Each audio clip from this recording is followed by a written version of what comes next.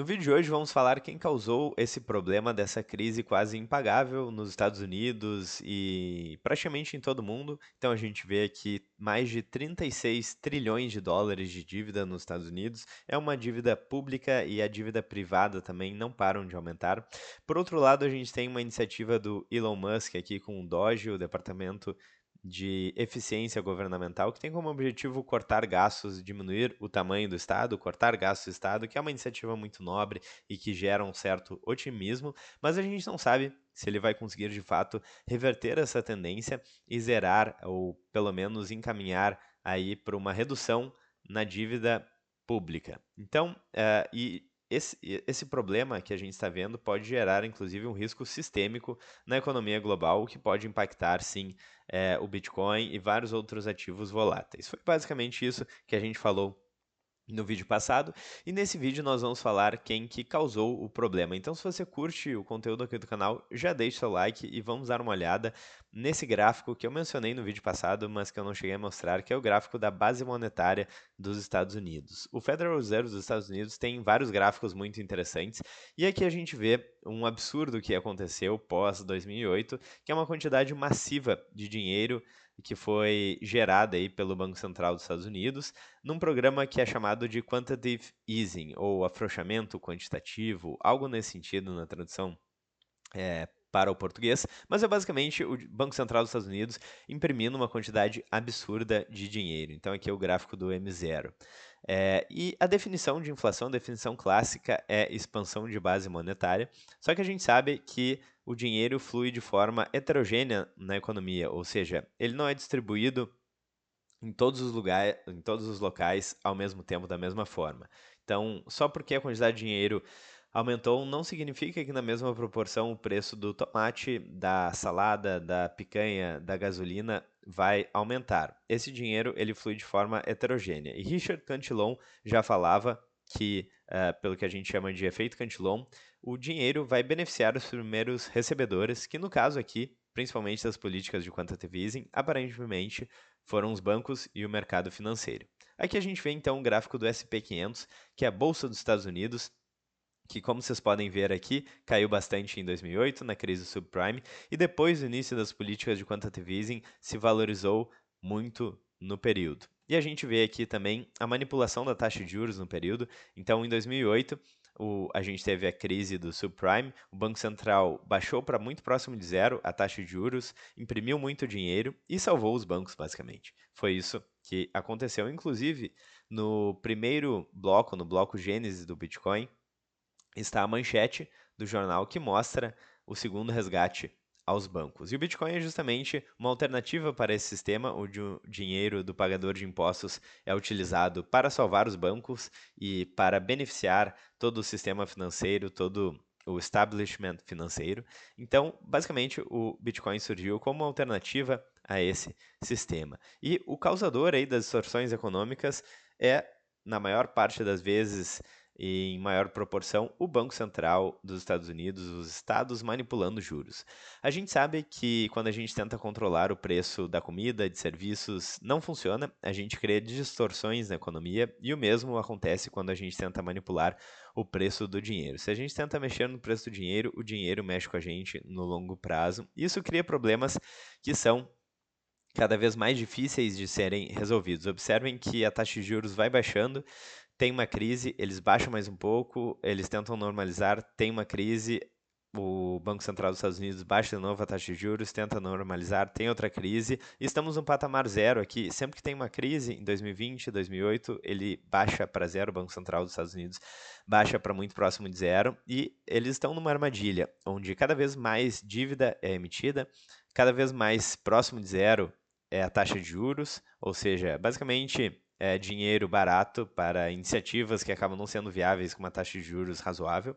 E a gente vê o mercado financeiro se beneficiando bastante. As pessoas que não têm acesso ao mercado financeiro, ou quanto menos acesso elas têm, mais elas se prejudicam, porque no final das contas o dinheiro acaba chegando na economia real, os preços acabam aumentando, mesmo que seja de forma mais lenta aí na economia, e as pessoas que não conseguem proteger o dinheiro desse problema que é a inflação acabam pagando a conta no longo prazo.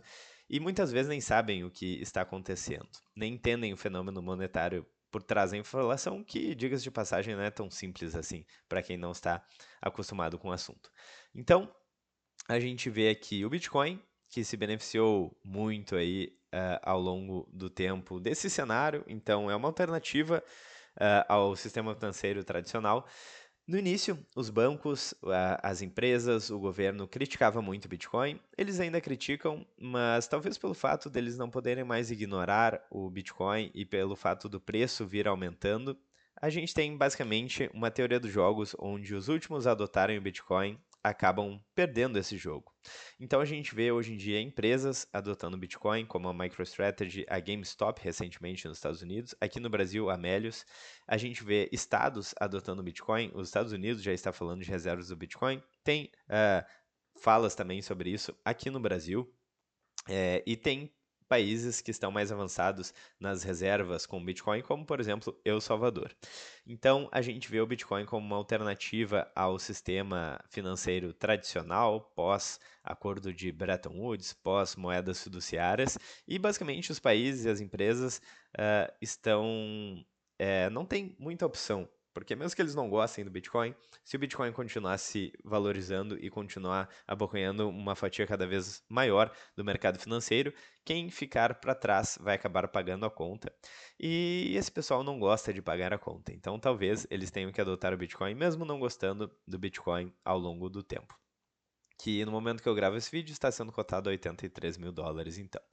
Aqui a gente tem também algo muito interessante que é a lei de Gresham, que basicamente diz que a má moeda tende a expulsar do mercado a boa moeda. Então muitas pessoas perguntam por que as pessoas ainda não utilizam Bitcoin no dia a dia para comercializar, e já é possível, sim, algumas pessoas utilizam com a Lightning Network, uma segunda camada do Bitcoin, mas não é o uso mais tradicional. As pessoas ainda utilizam um papelzinho colorido, as moedas fiduciárias. Por quê? Porque as moedas fiduciárias são, por definição, utilizadas antes das moedas que são melhores. Então, vamos supor que você tenha um peso venezuelano e tenha um dólar dos Estados Unidos. Você provavelmente vai querer gastar e se livrar o quanto antes do peso venezuelano, bolívar venezuelano, aliás, e vai salvar os dólares.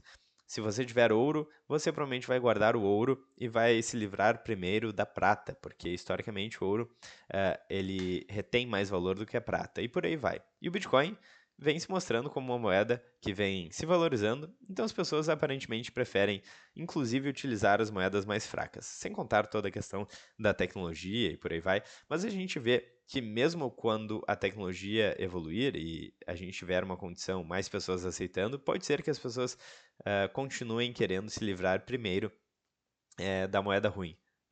No caso, as moedas fiduciárias.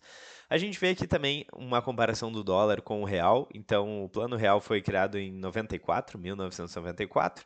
Naquela época havia uma paridade próxima de 1 para 1. E hoje em dia a gente vê o dólar se valorizando. Por quê? Porque a economia dos Estados Unidos é muito mais forte. Então, no longo prazo, o dólar se mostra como uma moeda melhor em relação ao real.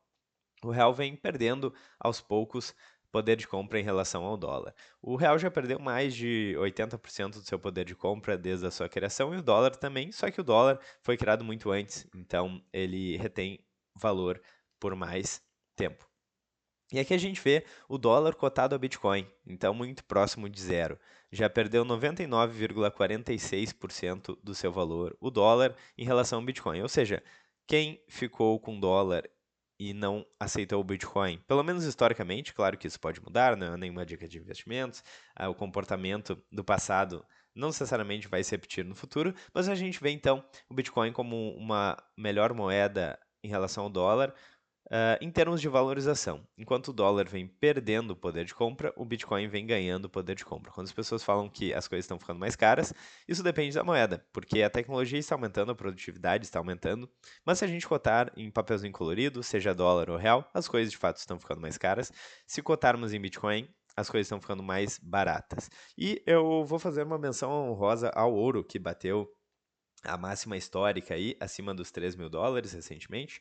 E sim, sempre foi um ativo muito discutido aí na Escola Austríaca de Economia. Um dos problemas do ouro é que é difícil de guardar e de transferir. E historicamente, os bancos foram fazendo o papel de armazenar esse ouro e, ao longo do tempo, as moedas, que nada mais eram que um papel, um compromisso de que você poderia retirar aquele ouro naquele banco, acabaram virando só isso, só um papel, perderam esse lastro no ouro depois do Acordo de Bretton Woods, do final do Acordo de Bretton Woods, em 1971.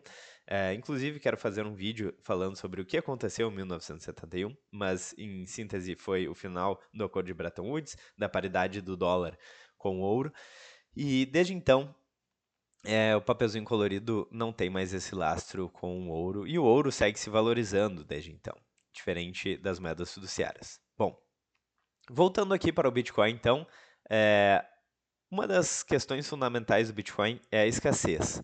Se todo mundo puder criar uma moeda própria, e o código do Bitcoin é aberto, então isso não seria difícil em termos técnicos, seria fácil replicar e, no caso, a escassez não existiria mais. Mas a gente vê, aqui a gente tem um gráfico que mostra as principais criptomoedas, entre aspas, segundo o CoinMarketCap, se eu não me engano, em 2013, 2017, 2021, e esse hoje aqui, eu não sei exatamente quanto é que é, mas é depois de 2021.